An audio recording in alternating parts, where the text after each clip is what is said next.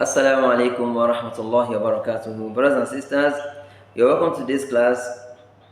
And in today's class, inshallah, we'll be talking about one of the most basic rules in Tajweed, yet one of the most important rules in Tajweed. And this rule is the rule governing the production or the articulation of Nun Sakinah and Tanwin. Now, Nun Sakinah and Tanwin. First of all, what is Tanwin? Tanwin is the Fatihatan, Kasratan, and Dumatan. So, they are categorized as Tanwin. Now, what is now the relationship between this Tanwin and Nun Sakinah, that is Nun that has Sukun? What is the relationship between them? The relationship is that Tajweed is an oral discipline. That is, it involves what you recite, how you recite, what you pronounce. And when you produce the Tanwin, an, bun, tin, when you produce it, you see that it gives the sound of n, which is the same sound that Nun Sakinah gives. So Tajweed being an oral discipline means that it is going to see them as the same, since they both give the n sound. So that is why the same ruling goes for both of them, the Tanwin and the Nun Sakinah. Now these rules that govern the production of Tanwin and Nun Sakinah, we refer to them as Al-Izhar, Al-Idgham, Al-Iqlab, and Al-Ikhfa. Inshallah, today we want to look at the Al-Izhar. Al-Izhar. What is Izhar? Izhar is a manifestation of the n sound. That is the clear production of the n sound. That is, when we come across the n sound in the Qur'an, we are going to produce it clearly. And when does this happen? This happens only when the n sound, that is the Tanwin or the Nun with Sukun, is followed right immediately after by one of 6 letters. The 6 letters, take note, you have to memorize them. Alif Hamza, Ha, Kha, Ain, Ghain, and Ha. These 6 letters, when any of them is following the n sound created by the Tanwin or the Nun Sakinah, then you are going to pronounce the n sound clearly. You are going to produce the n sound clearly and then move to the next word. Now, let's give examples of these 6. I'd like to bring my examples from those surahs that we are familiar with. The first one, let's start with the Hamza. Let's go to Surah Al-Falaq. In Surah Al-Falaq, the last verse of Surah Al-Falaq, أعوذ بالله من الشيطان الرجيم ومن شر حاسد إذا حسد ومن شر حاسد إذا حسد. If you heard that, you should have seen where that n sound comes from. Hasidin, Hasidin, إذا حسد. So clearly we heard the n sound.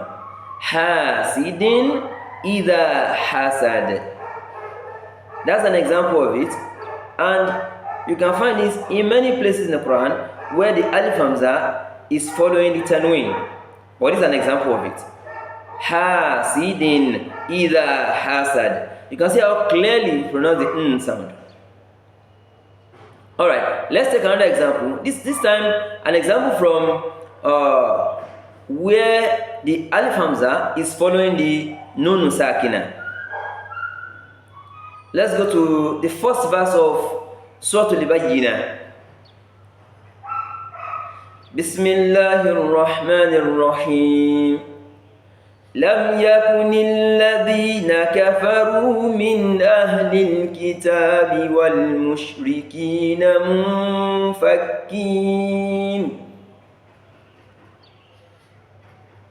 منفكين حتى تأتيهم البينة. Now, that's min ahlil kitab, min ahlil kitab. You heard that? Min ahli.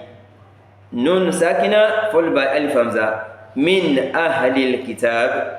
So you heard how clearly the n sound at the end of that min was produced.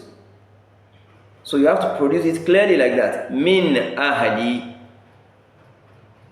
Watch not say min ahli. No, it's min ahli. Now that is for alif hamza. Now let's go to ha, the next letter. For ha, let's first start with the Tanwin. Tanwin followed by ha. Let's go to Surah Al-Qari'ah. Surah Al-Qari'ah. The last verse of Surah Al-Qari'ah. Narun hamiyah. Narun hamiyah. Did you hear that? Narun hamiyah. You see how clearly the n sound was produced. Narun hamiyah. That n sound was produced clearly, and then we move to the ha. Another example of ha followed by of ha preceded by nun sakinah, nun with sukun, is in Surah Al-Kawthar. Surah Al-Kawthar. The second verse of Surah Al-Kawthar. فَصَلِّ لِرَبِّكَ وَانْحَرْ فَصَلِّ لِرَبِّكَ وَانْحَرْ وَانْحَرْ. You can hear the n sound clearly produced before the ha. So that's the example of ha. Now let's go for kha now. Kha. That is, firstly, let's go to Tanwin. Tanwin followed by kha. Surah Zalzala. Yeah, Surah Zalzala. I think the second to the last verse of Surah Zalzala. فَمَنْ يَعْمَلْ مِثْقَالَ ذَرَّةٍ خَيْرًا يَرَهُ. Did you hear that? ذَرَّةٍ خَيْرًا ذَرَّةٍ خَيْرًا ذَرَّةٍ خَيْرًا. So that is ذَرَّةٍ خَيْرًا. You see the n sound produced clearly. فَمَنْ يَعْمَلْ مِثْقَالَ ذَرَّةٍ خَيْرًا يَرَهُ. So that is for Tanwin followed by kha. Now for nun sakinah followed by kha. Yeah, I think in Surah Al-Qari'ah. Surah Al-Qari'ah. Yes, that is وَأَمَّا مَنْ خَفَّتْ مَوَازِينُهُ وَأَمَّا مَنْ خَفَّتْ. You heard that? مَنْ خَفَّتْ. The n sound produced clearly before the kha. So anytime you are reciting the Quran and you come across this, intentionally make sure that you are articulating that n sound clearly before you produce the letter of kha. Now let's go to the next letter, which is ain. Ain. For ain, that is Tanwin before ain.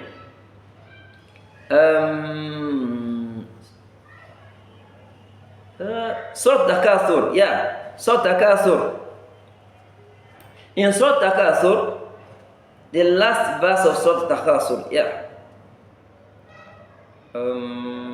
Is it? Yeah, it's the last verse. I think يَوْمَئِذٍ عَنِ النَّعِيمِ. Yeah.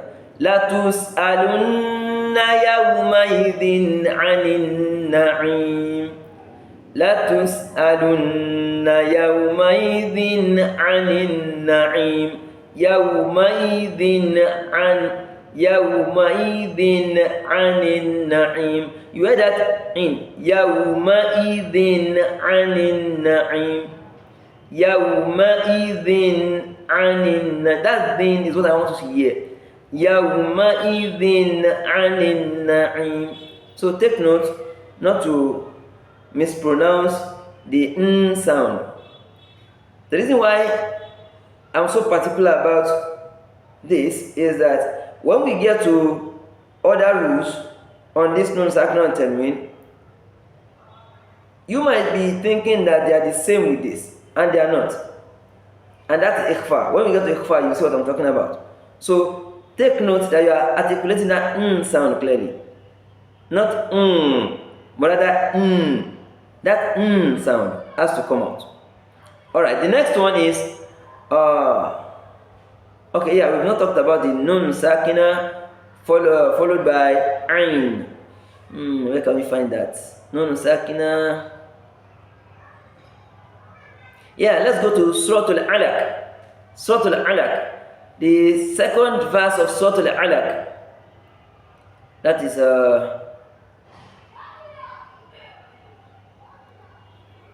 خلق الإنسان من علق. خلق الإنسان من علق. من علق. من علق. Min, you can hear the min clearly produced. Min علق. So it's important for you to articulate this properly. Min علق. That is for the ain. Let's go to going now. Going following Tanwin. Surah 10. Surah 10. فلهم أجر غير ممنون. فلهم أجر غير ممنون. أجر غير. You can hear the run غير. أجر غير. So that sound is clearly pronounced after the before the going. That sound is important for you to do this. Now for the nun Sakinah followed by going, I struggle to find this in this surah that we are familiar with. Alright, let's go to the one that really comes to mind is in Surah Al-Haqqah. Surah Al-Haqqah. Yes.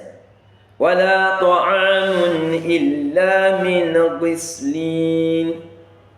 وَلَا طَعَامٌ إِلَّا مِنْ غِسْلٍ. غِسْلٍ. مِنْ غِسْلٍ. مِنْ غِسْلٍ. Min غِسْلٍ. You can hear the sound. Min غِسْلٍ. So it's important for you to articulate that sound properly and not say mew is not mew. I keep saying this. Min غِسْلٍ. Alright, lastly, the ha. For ha following Tanwin. Surah Al-Qadri. Surah Al-Qadri, the last part of Surah Al-Qadri. Salamun hiya hatta matla'il fajr. Salamun hiya. Salamun hiya. You can hear the before the ha. Salamun hiya hatta matla'il fajr. So this is important that the sound is produced clearly. Now, lastly, the how following nun Sakinah. Yeah, let's go to Surah Al-Bayyinah. Surah Al-Bayyinah. Yeah, the second to the last verse of Surah Al-Bayyinah. Yeah. Radiyallahu anhum wa radu an.